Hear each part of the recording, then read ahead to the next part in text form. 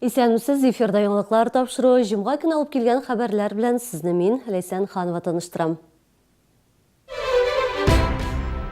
Паралимпия уеннары Татарстанда үтәргә мөмкин. Республика дөнья күләм ярышларны кабул итәргә әзерлеген белдерде. Үтерәбез диделәр, придем диделәр. Коллекторлар шәһәрдәшебезгә үтерү белән яный. Ул ярдәм сорап безнең редакциягә мөрәҗәгать итте. Бу очракта нишләргә һәм коллекторлар һөҗүменнән ничек сакланырга? Руль артына утырырга теләсәң, тагын да ныграк тырышырга туры киләчәк. Автомәктәпләрдә имтихан кагыйдәләренә үзгәрешләр кертелде. Паралимпия уеннары Казанда узарга мөмкин. 7 сентябрьдә Рио-де-Жанейрода мөмкинлекләре чикле спортчылар арасында ярышлар башлана. Алар 22 спорт төре буенча узачак. Барлыгы 4000-нән артык спортчы катнашачак. Әмма исемлектә Россия спортчылары юк. Халыкара паралимпия комитеты илнең җыелма командасын уеннарга кертмәде. Безнең спортчыларны допинг куллануда гаепләделәр. Хәзер Россиядә халыкара ярышлар уздыру турында сүз бара. Шәһәрдәшләр аны Казанда оештыру тәкъдиме белән чыкты. Теманы хәбәрчебез Гүзәл Шихапова дәвам итә. Россия паралимпия спортчыларын Олимпия уеннарына кертмәү ил буенча ризасызлык тудырды. Халыкара паралимпия комитеты башлыгы ил спортчыларын допинг куллануда гына гаепләп калмыйча, 2014 елдан бирле алынган допинг пробаларын яңадан тикшерергә кирәк дип белдерде. Как можно отстранять от игр людей, для которых препараты, различные витамины, медицинские препараты являются не просто здоровье сберегающими, а жизнеобеспечивающими препаратами. Поэтому весь спортивный мир, все здравомыслящие люди просто в шоке. Вот в Казани много соревнований проходят, выходят люди, участники соревнований с плакатами в поддержку паралимпийцев. Шалы да читтә калмады, шәһәрдәшләр Казанда халыкара ярышлар уздырырга тәкъдим итә. Хәзер мөмкинлекләре чикле булган спортчылар республика президенты исеменә хат әзерли. Риода паралимпия уеннары 7 сентябрьдә башланып, 18 сентябрьгә кадәр дәвам итәчәк. Казанда мөмкинлекләре чикле кешеләр өчен уңай мөхит программасы гамәлгә ашырыла. Җәмәгать урыннарында да хәрәкәт итү өчен шартлар тудырылган. Шулай да әзерлек кирәк әле. Сегодня безвизовый режим не введен в Россию для определенных стран. Для того, чтобы подготовиться к этим мероприятиям, нам нужно хотя бы, я так думаю, что полгода. Вот так быстро мы не сможем провести. Но идея твоя прекрасная. Я думаю, что Казань – это прекрасная площадка для проведения крупных международных событий. Республикада мондый масштаблы ярышлар үткәрү чаллы спортчыларына да игътибарны арттырыр иде ди шәһәрдәшләр. Шәһәрдә республика буенча танылган теннисчы бар. Юрий Вишневский профессиональ дәрәҗәдә спорт белән шөгыльләнер өчен теннис өстәлләре юк ди. Башка проблемалар да җитәрлек. Нужно обязательно иметь квалифицированного тренера. Миңа квалификацияле тренер һәм партнер кирәк. Тренер төрле элементлар өстендә эшләргә булышыр иде. Алайыклы көндәш төрле дәрәҗәдәге бәйгеләргә әзерләнергә ярдәм итер иде. Шәһәрдә коляскада хәрәкәт итүчеләр берничә ел элек баскетбол командасын булдырды, әмма Олимпия уеннарында катнашырлык дәрәҗәдә үсәр өчен ярдәм кирәк диләр. В первую очередь, конечно, нам необходимо. Беренче чиратта төрле бәйгеләргә йөрергә кирәк. Бюджет акчаны Россия дәрәҗәсендә узучы ярышларга гына сорарга ярдәм итә. Без Казанга һәм Төмәнгә генә эләгә алабыз, чөнки Питерга самолет белән барырга кирәк.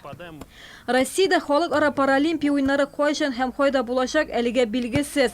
Баскетболчылар 18 сентябрьдә Казанда узачак чемпионатка әзерләнә. Безнең шәһәр командасын гаризаларны соң биргәнгә кертмәгәннәр. Хәзер төп максат шул ярышларга эләгү ди спортчылар. Гүзәл Шихапова, Ленар Султанов, яңалыклар. Коллекторлар үтерү белән яный. Шәһәрдәшебез шулай дип редакциягә ярдәм сорап мөрәҗәгать итте. Ил буенча коллекторлардан зарланучылар аз түгел. Ульяновский һәм Чиләбе өлкәләрендә коллекторлар хәтта йортлар яндырды. Россиядә бурычларны кайтару белән шөгыльләнүче оешмаларның эшчәнлеге еш кына закон чикләрен үтә. Июльдә инде махсус канунда кабул ителде. Әмма ул кредит алучыларны якламый. Ни өчен һәм коллекторлар һөҗүменнән ничек котылырга алдагы сюжетыбызда карагыз. Әлеге ханым микрофинанс оешмасыннан 10 000 сум күләмендә кредит алган, август айында эшсез калган. Хәзер алынган кредитны түли алмыйм ди. Микрофинанс оешмасы бурычларын коллекторлар аша кайтарырга тели. Әлеге ханымның телефонына янаулар белән СМС хәбәрләр җибәрәләр. Кредит бирүче оешма хәлгә керергә теләми. Хәзер сумма арткан. Шәһәрдәшебезнең бурычы 18 000 сумга җиткән. Үтерәбез диделәр, придем диделәр. Бер кая да бармадым. Күптән түгел инде әле бит әле бер айлар гына шулар үтеп бара. Бара 2 ай. Июль айында Россияда коллекторлары каршы закон кабул ителде, әмма ул 2017 елның 1 гыйнварыннан гына гамәлгә керәчәк. Шулай да әлеге коллекторларның гамәлләрен кулланучылар алган кредитлар турында 2014 елда кабул ителгән закон шикли. Аның нигезендә кичке 10-нан иртәнге 8-гә кадәр гражданнарга беркем дә шалтырата алмый. Яңа закон исә рөхсәт ителгән вакытта шалтыратулар санында контрольдә тотарга мөмкинлек бирәчәк. Белгечләр шәһәрдәшләргә микрофинанс оешмаларына мөрәҗәгать итмәскә киңәш итә. Но если уж так уж случилось в жизни, Әгәр уйламыйча мондай оешмалардан кредит алгансыз икән, яный башлауга ук полициягә хәбәр итәргә кирәк, яки прокуратурага барырга. Хәзер мөрәҗәгатьләрне электрон рәвештә интернет аша да кабул итәләр. Шәһәрдәшебез шулай эшләде дә, ул прокуратурага гариза язды. Хәзер ул коллекторлардан килгән СМС хатларны саклап барачак. Гадәттә коллекторлар хезмәтенә микрофинанс оешмалары үзләре мөрәҗәгать итә, ә җитди банклар суд приставлары белән хезмәттәшлек итә. Республикада приставлар 35 банк белән килешү төзегән. Ил буенча кулланучыларның банк каршында бурычлары ел сайын 5-10%-ка арта бара дип белгечләр. Есть физические лица, вот. Мин бүлектә производство белән танышып торам. 120-130 миллион сум тиешлеләр бар. Банк белән дә сөйләшәбез. Гадәттә аз керемлеләр бурычка бата. Мисал өчен берсенең бурычы 100 миллион сум. Аның бу суммага арест салырга милке дә юк. Без аны кайтара алмыйбыз. Республикада иң күп бурычлы физик зат банкка 4 миллиард сум акча тиеш, әмма ул аны кайтара алмый. Әгәр акчаны аның пенсиясыннан тотып калсалар, кредитны түләп бетерер өчен 289 ел кирәк дип санап чыгарган приставлар. Шуңа күрә зур күләмдә бурычлылар үзләрен банкрот дип игълан итә ала. Тик моның өчен бурыч күләме 500 мең сумнан ким булмаска тиеш. Гүзәл Шихапова, Сергей Вильданов, Ленар Султанов, Яңалыклар. Иртәгә шәһәрдәшләр террорчылар кулыннан халак булганнар истәлегенә багышланган акцияда катнаша ала. Кичке сәгать 6-да энтузиастлар бульварында шәмнәр кабызачаклар. 3 сентябрьдә ел сайын террорчылыкка каршы көрәштә бердәмлек көне билгеләп үтелә. Ул 2014 елда Бесланда булган фаҗигага багышлана. Ул чакта җинаятьчеләр шәһәр мәктәпләренең берсенә басып керде. Тоткынлыкта 1200-дән артык кеше иде. Аларның 350-гә якыны халак булды. Иртәгә алар һәм башка корбаннарны искә алу террорчылыкка бергәләп каршылык белдерү көне. Шәһәрдәшләргә яңа идарә итү компанияләре белән килешүләр төзергә кирәк булачак. Бүген бу хакта мэрияда хәбәр иттеләр. Сүз моңа кадәр Авангард идарә итү компаниясе хезмәт күрсәткән 10 йорт турында бара. Исегезгә төшерәм, 20 июльдә башкарма комитет алар буенча ачык конкурс игълан итте. Барлыгы 10 лот иде. Җиңүчеләр билгеле инде, тик хәзер йортларда, игълан такталарында сәер генә белдерүләр барлыкка килде. Аларда конкурсның дөрес дип булмауы турында язылган. Башкарма комитетта бу хәбәр дөрес түгел дип белдерделәр. Сүз узган ел 20 октябрьдә уздырылган конкурс турында бара. Во втором абзаце управляющая компания «Авангард» говорит о том, что решение Федеральной антимонопольной службы, якобы деятельность МУПов признана незаконной, данного решения нигде еще нет. В настоящее время мы подготовили, направили в Федеральную антимонопольную службу свои объяснения. И то есть говорить о том, что уже признаны незаконной, как бы, ну, это, мягко говоря, преждевременно. Киләсе атнада коммуналчылар шәһәрдәшләргә килешү проектлары җибәрергә тиеш. Алар белән танышканнан соң идарә итү компаниясенә барырга туры киләчәк. Кайсы йортка нинди идарә итү компаниясе хезмәт күрсәтәчәк, тулы исемлек белән сез безнең сайтта һәм ВКонтакте челтәрендә рәсми төркемебездә таныша аласыз. Республикада күп балалар саны елдан-ел арта бара. Бүген 3 һәм аннан да күбрәк бала тәрбиячеләр саны 32 меңнән артык. Мондай гаиләләр Татарстанда игътибар үзәгендә. Республикада 10ннан артык проект гамәлгә ашырыла. Мондай ярдәм киләчәккә ышаныч белән карарга булыша ди 3 малай тәрбияләүче Хөснетдиновлар гаиләсе. Беренче сыйныфка укырга кергән Нариман картадан Татарстанны да, Чаллыны да, башка ире шәһәрләрне дә күрсәтә белә. Үсеш өчен Чаллыда бөтен мөмкинлекләр бар дигән фикердә гаилә. Татарстанда соңгы 5 елда 30 яңа мәктәп төзелде. Нариман да быел өйләре янында гына урнашкан мәктәпкә укырга керде. Түгәрәкләргә дә йөриячәкмен ди. Мин алам кубоклар, медальләр, дипломлар. Мин шахматта уйнарга яратам. Нариманның 2 игезәк энесе бар. Алар балалар бакчасына йөри. Электрон чират аша 3 яшьләре тулуга урын биргәннәр. Күп балалы гаиләдән булгач азрак та түлиләр. Берсенә 1700 сум акча түләнелә. Бүтәнләр 3500 түләгәндә безгә 1700. Аннары соң субсидиялар түләнелә. Возврат кайта 25%.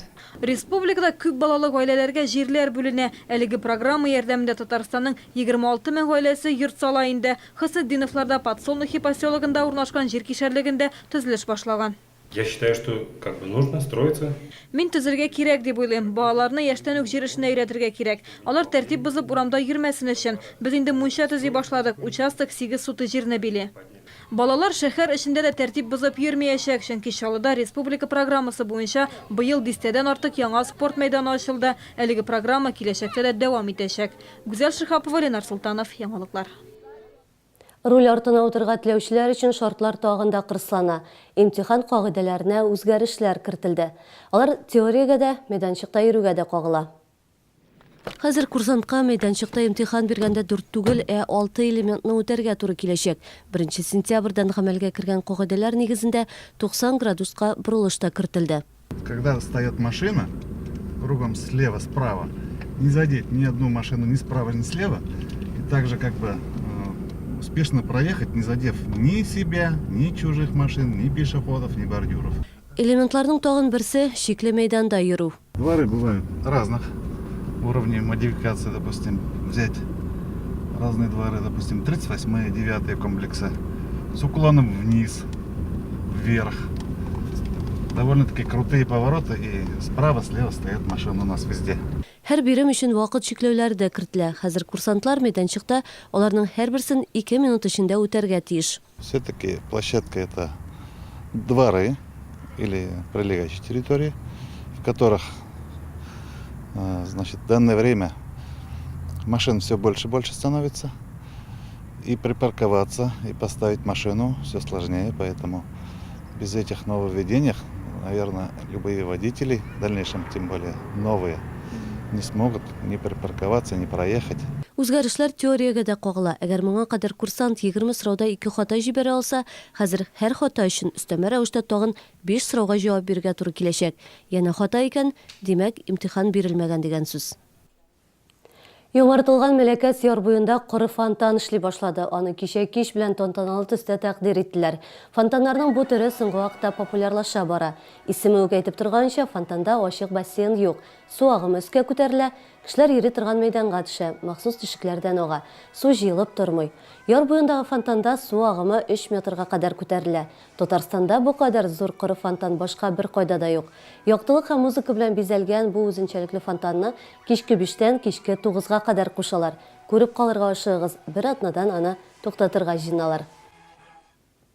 Бу бүген сезгә җиткерергә өлгергән соңгы мәгълүматыбыз иде. Киләсе чашларга кадәр мин сезнең белән саубулашам. Исән-имин булыгыз.